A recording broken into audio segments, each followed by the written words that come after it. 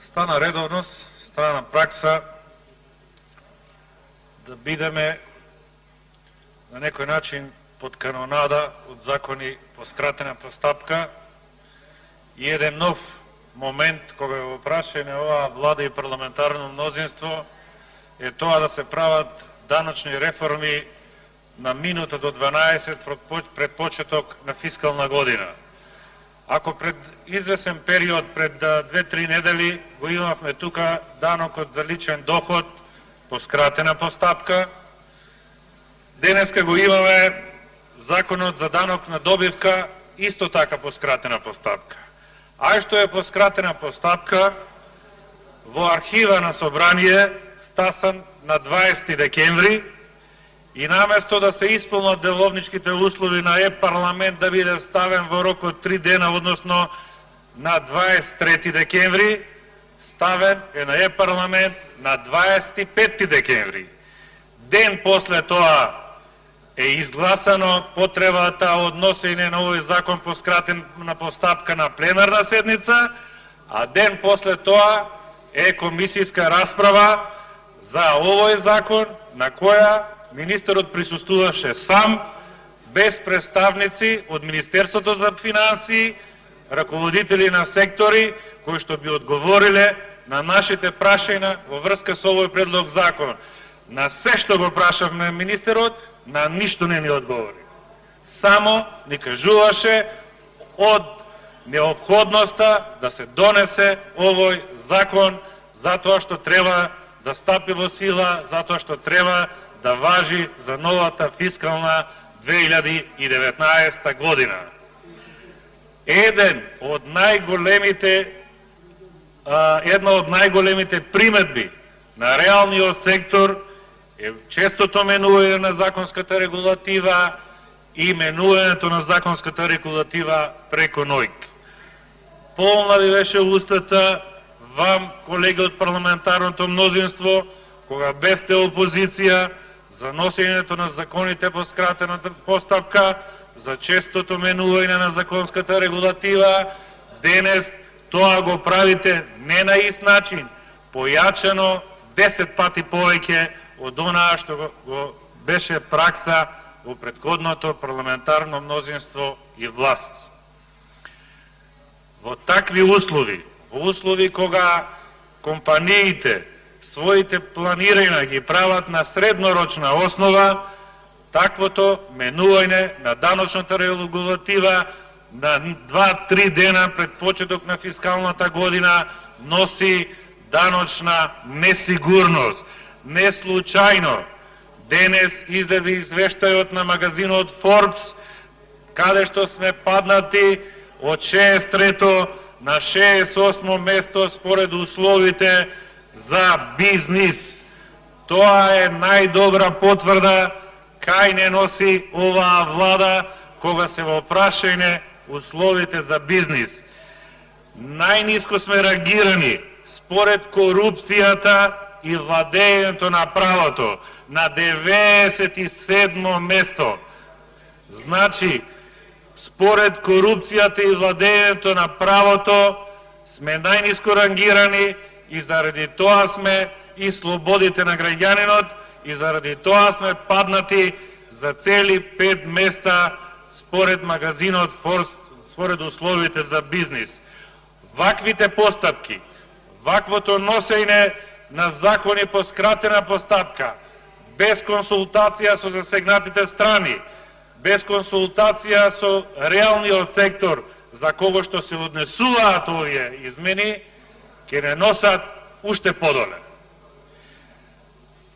Интенцијата беше овој законодавен дом покрај законодавната улога да ја подигне на повисоко ниво и надзорната улога врз извршната власт. Која надзорна улога кога тука не се остварува ни законодавната улога? Во еден таков период во кој во 4-5 дена на назад сме под канонада на закони по скратена постапка, еден закон поднесен, истиот повлечен, па по трет пат друг предлог, кога во еден ден се закажуваат 5 седмици, кога во еден ден се усвојува потребата од разгледување на некој закон по скратена постапка, а другиот ден веќе имате уште во 10 часот комисија за тој закон, физички е невозможно да се поднесат амандмани од страна на пратениците за да подобрување на законскиот текст. И ај што е физички невозможно и да ги поднесеме, нема кој да одговори на нашите предлог амандмани, затоа што на сите прашања поставени до Министерот за финансии во врска со овој закон, одговор не добив. Ветено ми беше дека на пленарна седница, местото на одговор на прашања, суштински по законите, по членовите од законот, односно подетално разглобување на предлог законот, министер за финансии му е на работното тело. Затоа постои тоа работно тело. Меѓутоа, вие дојдовте таму без никакво знаење за овој закон, без ниту еден свој соработник од Министерството за финансии. Јас ве разбирам дека широка е областа која што се регулира преку Министерството за финансии и не мора да ги знаете сите области. Меѓутоа, затоа ќе си дојдете со представник од Министерството за финансии, кој што ќе ви сугерира што да одговорите или на кој ќе му дадете вие збор да одговара на прашањата на пратениците. Меѓутоа, стана пракса.